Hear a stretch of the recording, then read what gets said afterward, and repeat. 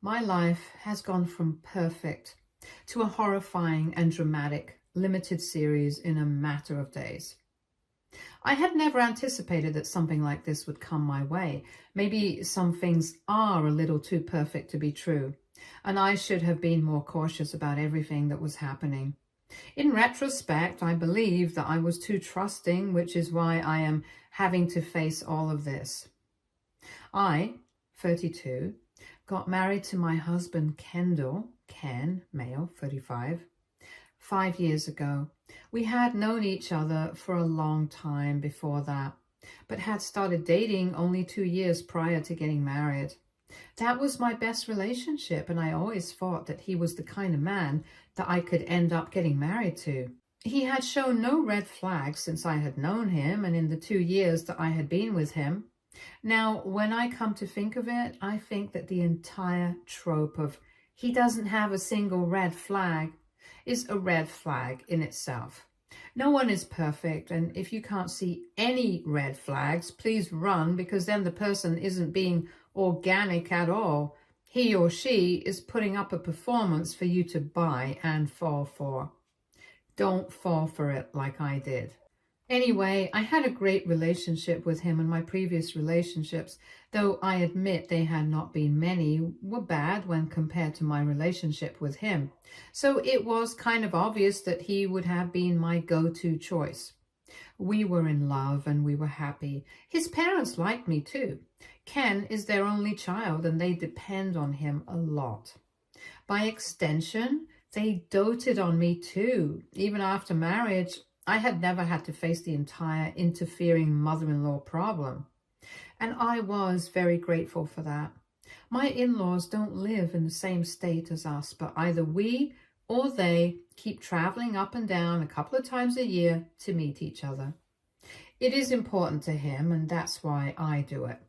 We don't meet my parents as much, but that's okay by me because I have siblings who keep my parents company. Anyway, I digress. What the point of this entire backstory is to tell you that I had, by all means, the perfect marriage. And when the marriage wasn't perfect, when we were having issues with each other, the lowest that it could plummet down to was reasonably decent. I've never had problems with him, which is why what happened was something that I had never anticipated. A few months into getting married, Ken and I decided that we wanted to try for a baby. Neither of us has ever been fans of a huge family. I come from one, which is why I know the drawbacks of having a house that is too full. It's fun and fulfilling, yes, but it also is a big financial decision that we couldn't have afforded to take in this economy anyway. I am one of 6 brothers and sisters, and while all of us had a lot of fun growing up and have each other's support as adults, it can get very taxing raising so many kids. Ken, on his part, has always known a small family.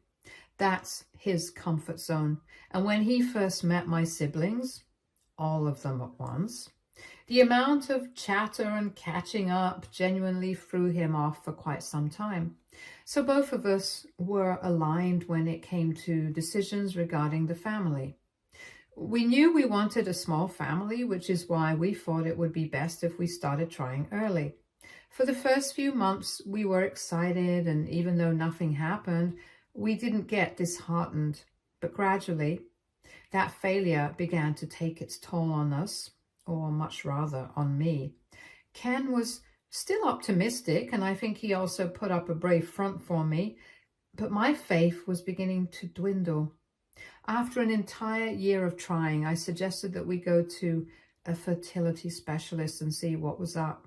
I think it is easy to guess what he would have said.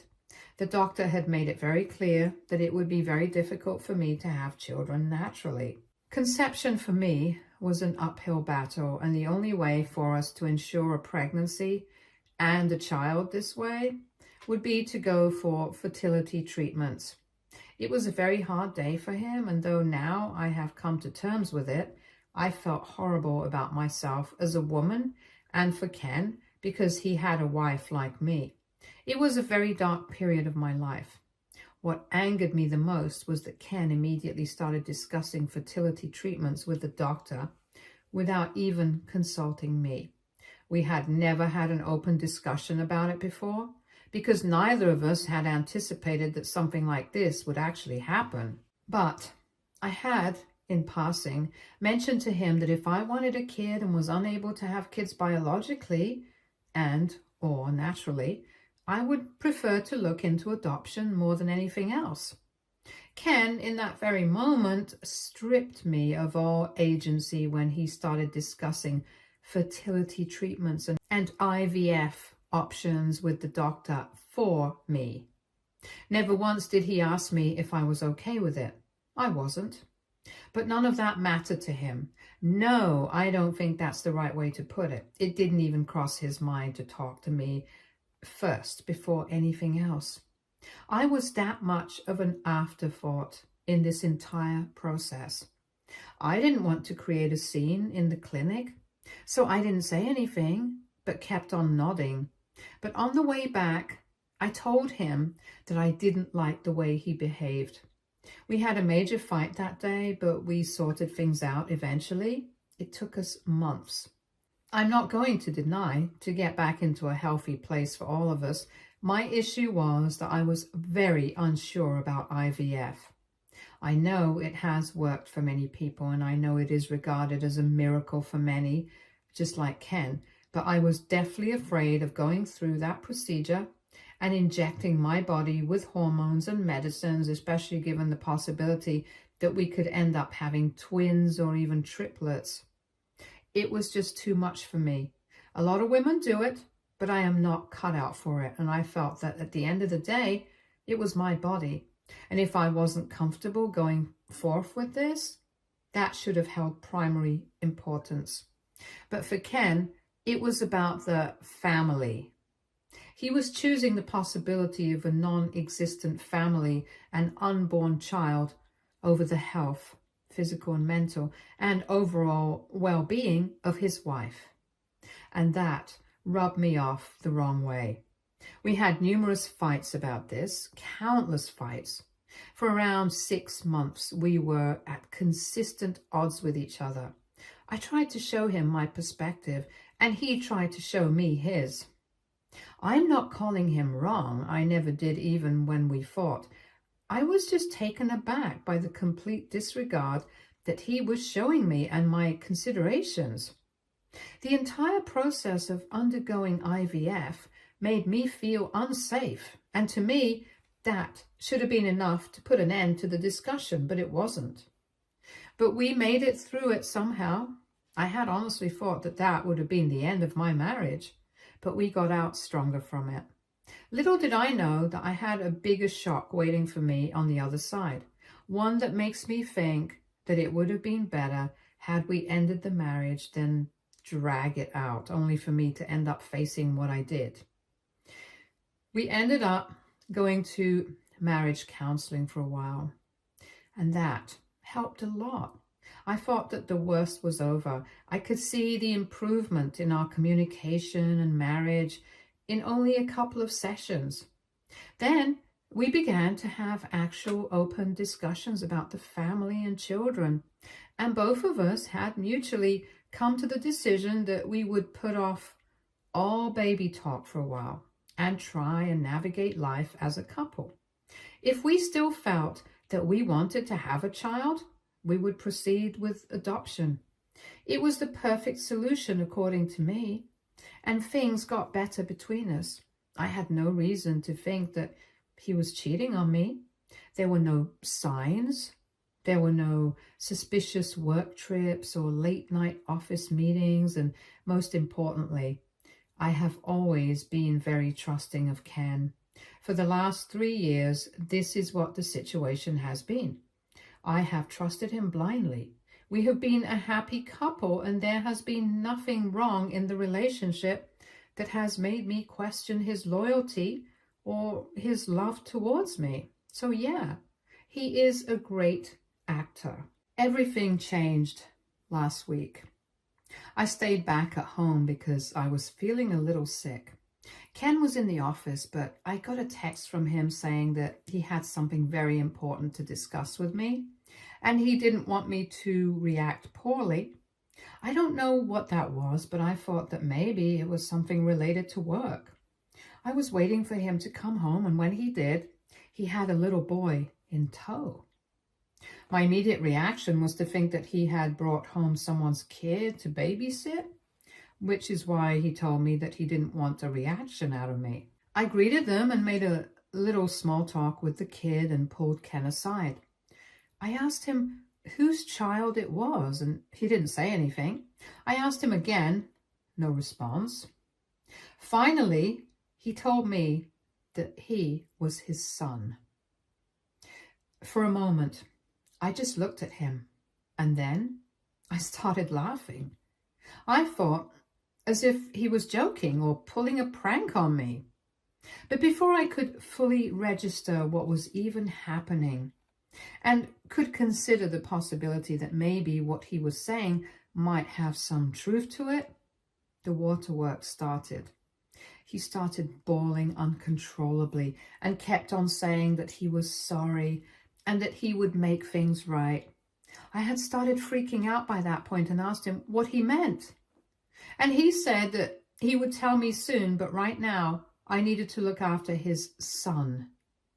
I yanked my arm away and said that I wasn't going to look after his son unless he told me what the hell was actually happening. By that time, the kid had started getting cranky and weepy too. I rushed to attend to him and had to fix him a quick meal before he felt better. Ken was trying to avoid the conversation, and with the kid around, it was easy to get distracted. When he had finally put him to bed, he told me what had happened.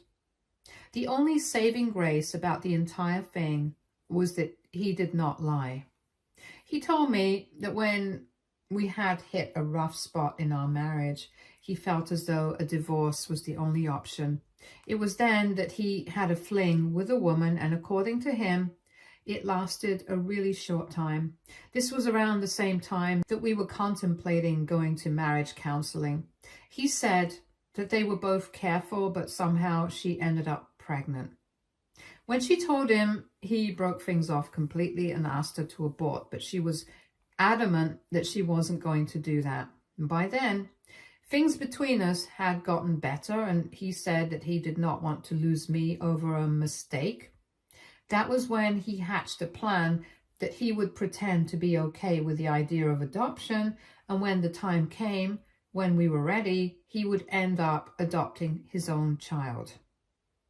He said that he did not want to give so much money to child support for 18 years, and he was only waiting for the opportunity to get me on board again. I asked him if the mother knew about all this and agreed to it. He said the mother was okay as long as he was either paying her money to raise the kid or had taken the kid himself. I was too stunned to speak. I just couldn't believe that he would betray me this way.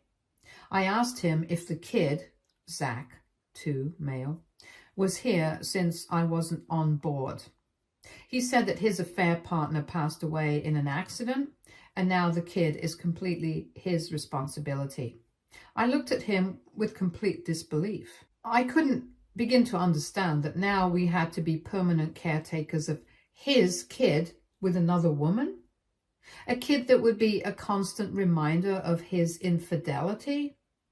I told him to get out of the house, but he went down on his knees and begged me not to leave him. He was trying to say something along the lines of how the kid is a blessing in disguise and whatnot, but my head was pounding and I just didn't have it in me to listen to this crap. I got up and just left, and I drove around town aimlessly and endlessly and just checked into a hotel.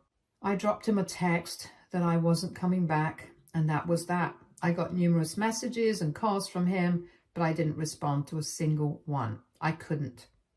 I was completely and utterly numb by this, and I didn't know what to do.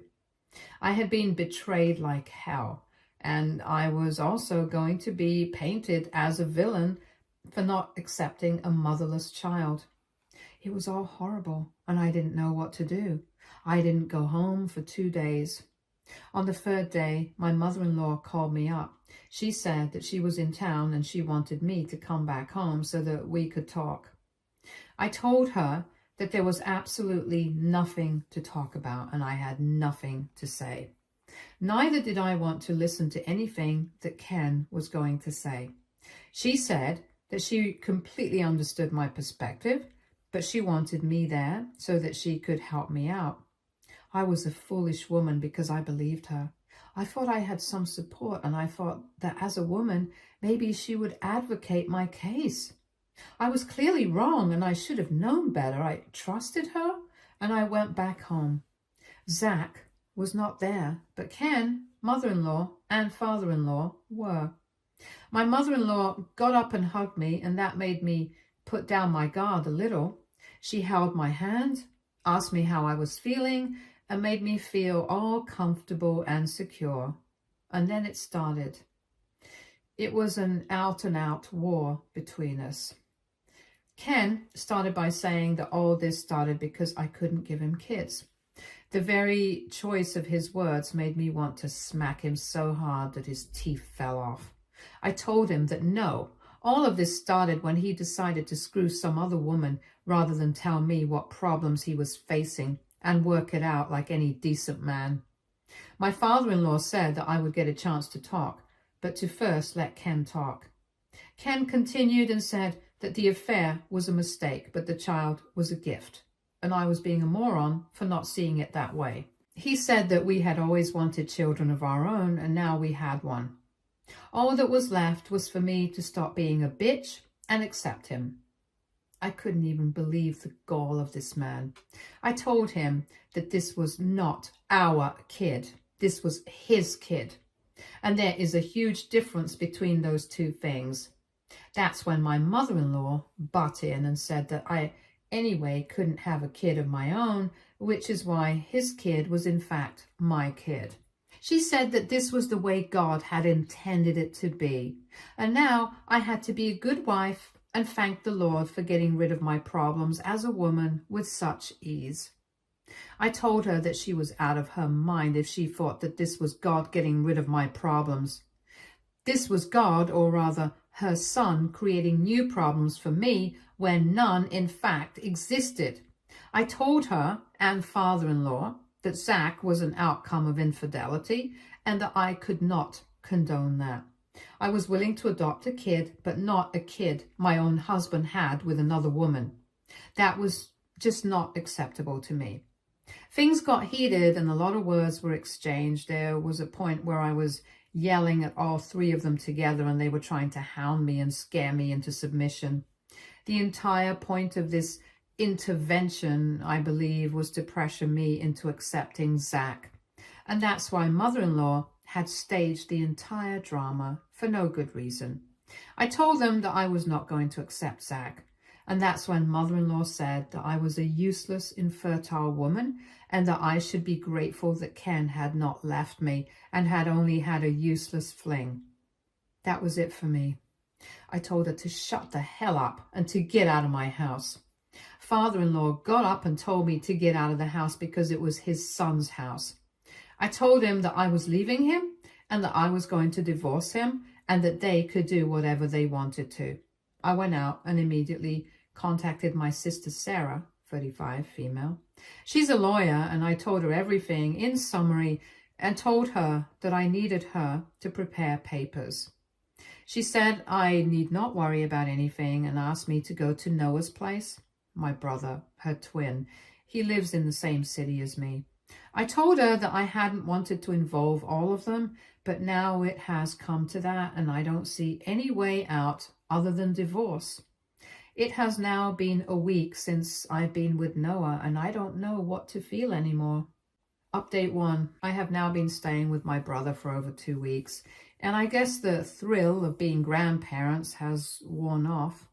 Nobody has agreed to take care of Zach and my mother-in-law has been bombarding me with messages, trying to manipulate and gaslight me into giving the poor kid a chance.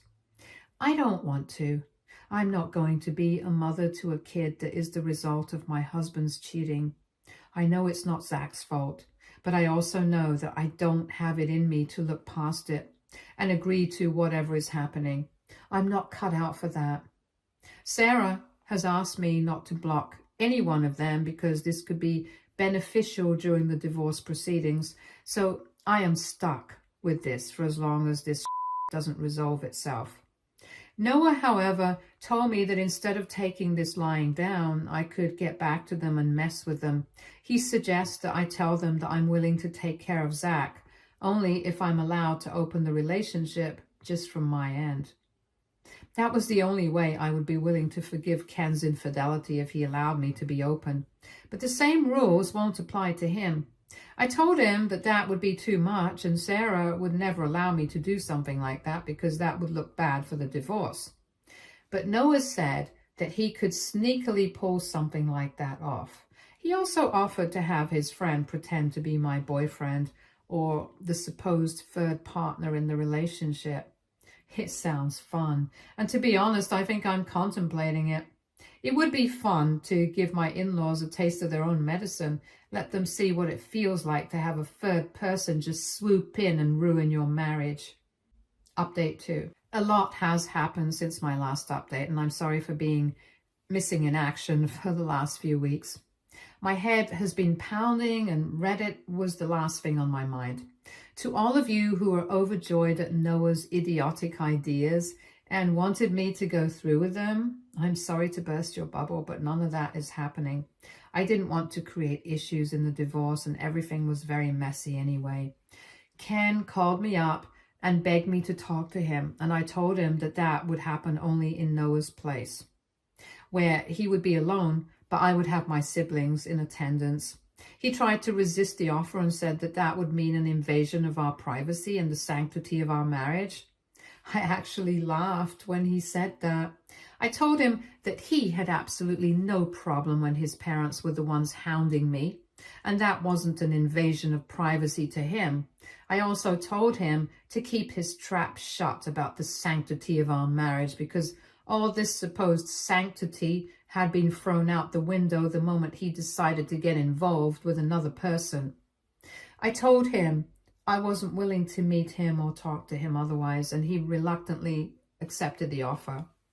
When he came home, he looked bad, and that's a pretty word that I'm using for him. He said that between the divorce and taking care of Zach, his savings were running dry, as was his health. He said he was at his wit's end, trying to juggle and handle everything, and he needed my help. Apparently, his parents had left the moment things got ugly, saying that it wasn't their responsibility to take care of his kid. I agree with them on this, to be honest. There was nothing new that Ken had to say to me. It was basically a repeat of everything that we had already gone over hundreds of times. But this time, he just added more self-victimization to it.